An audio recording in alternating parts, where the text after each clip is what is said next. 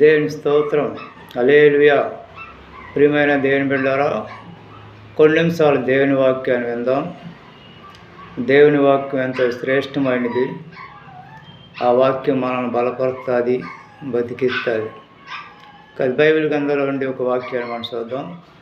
లోక రాసిన సువార్త 2వ అధ్యాయము 14వ వచనంలో ఒక మాట, ఒక శ్రేష్టమైన మాట.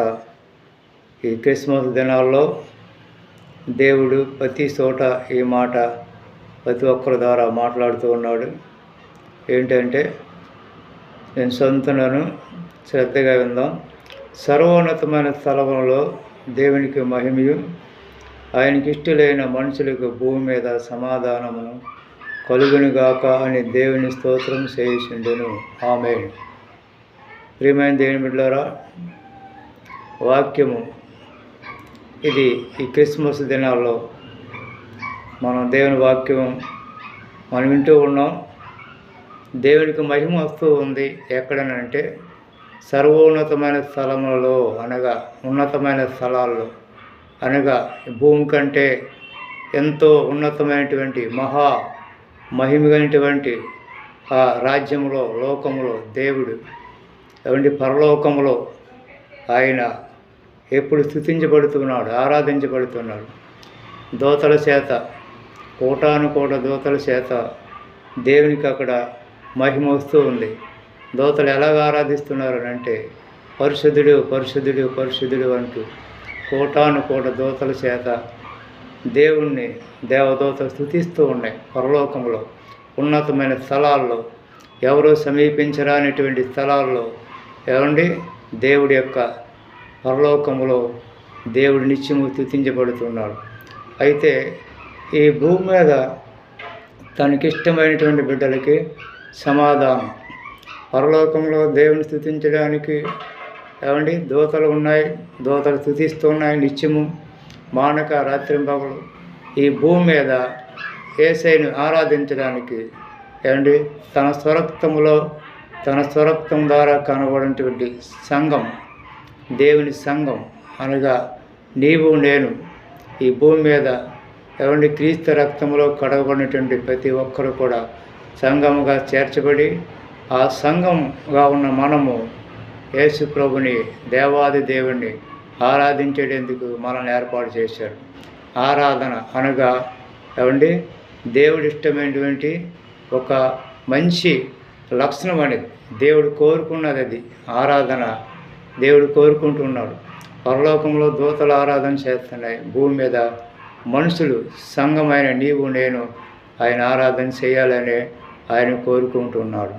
కాబట్టి క్రిస్మస్ దినాల్లో యేసు ప్రభు లోకంలో జన్మించాడనే విషయం ప్రతి ఒక్కరూ వింటూ ఉన్నారు.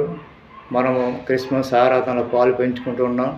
యేసు ప్రభు జన్మించినటువంటి ఆ యొక్క తరుణము మహా సంతోషకరంగా ఈ లోకంలో దేవుని బిడ్డలు అనిపిస్తూ ఉన్నారు. క్రిస్మస్ అనగా క్రైస్ట్ మాస్, క్రీస్తుని ఆరాధించుట. యేసయ్యను ఆరాధించిన వారే క్రిస్మస్ చేస్తూ ఉన్నారు. క్రిస్మస్ ద్వారా దేవుడికి ఆరాధన చేస్తున్నాం. అలా ఆరాధన చేసే బిడ్డలంటే యేసయ్యకి ఎంతో ఇష్టము. కాబట్టి సర్వోన్నతమైన స్థలంలో దేవునికి మహిమ కలుగుతుంది. ఆయనకి ఇష్టమైన బిడ్డలకి, ఆయనకు ఆరాధన చేసే బిడ్డలకి సమాధానము కలుగుతుంది. ఈరోజు నీకు సమాధానం కలవాలంటే దేవుని సన్నిధిలో నువ్వు స్తుతించాలి, ఆరాధించాలి. ఎవరికి నిజమైన సమాధానం ఉంటుందంటే, దేవుడు తనకిష్టమైన బిడ్డల్ని ఏర్పాటు చేసుకున్నాడు. ఆ ఏర్పాటు చేసుకున్న వారి ద్వారా ఆయన మహిమ పొందుతున్నాడు, ఆరాధించబడుతున్నాడు. ఆ బిడ్డలుగా మనం ఉంటే మనకి భూమి మీద సమాధానము కలిగితే. సమాధానం 3 రకాలుగా ఉంటుంది. మనుషుడికి, దేవునికి సమాధానం ఉండాలి. తోటి సహోదరుడికి, తోటి మనిషికి సమాధానం ఉండాలి. అలాగే మన అంతరంగంలో సమాధానం ఉండాలి. ఈ 3 ఉన్నప్పుడే అది నిజమైన సమాధానం.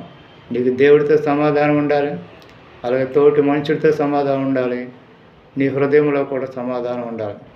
ఈ సమాధానం ఎలాగ వస్తుందనంటే దేవునికి ఇష్టముగా ఉండడం ద్వారా. అదే వాక్యం సెలవిస్తుంది. లోక సువార్త 2:14 సర్వోన్నతమైన స్థలంలో దేవునికి మహిమ, ఆయనకి ఇష్టలేని బిడ్డలకు భూమి మీద సమాధానం. కాబట్టి దేవునికి ఇష్టముగా మనం జీవిద్దాం. ఆయనకి అవిష్టమైనది ఏది మళ్ళా ఉండద్దు. దేవునికి వేరుగా ఏమి మనం చేయనేయద్దు.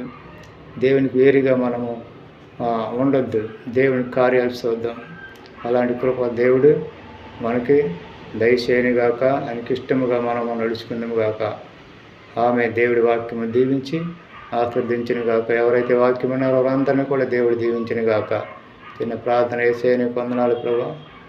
వాక్యమైన బిడ్డలందరినీ దీవించి ప్రభా నిజమైన సమాధానం ప్రతి ఒక్కరికి దయచేయండి. ఈ క్రిస్మస్ దినాలు ప్రతి ఒక్కరిని ప్రభా ఆరాధించే బిడ్డలుగా మీరు సిద్ధపరచండి. సమస్త మహిమ ఘనత ప్రభావం మీరే పొందుకున్నామని యేసుక్రీస్తు నామములో అడుగుతున్నాము తండ్రి. ఆమేన్. దేవుని స్తోత్రం. హల్లెలూయా. అందరికీ వందనాలు తెలియజేస్తున్నాను. God bless you. దేవుడు మిమ్మల్ని దీవించి ఆశీర్వదించును గాక. ఆమేన్.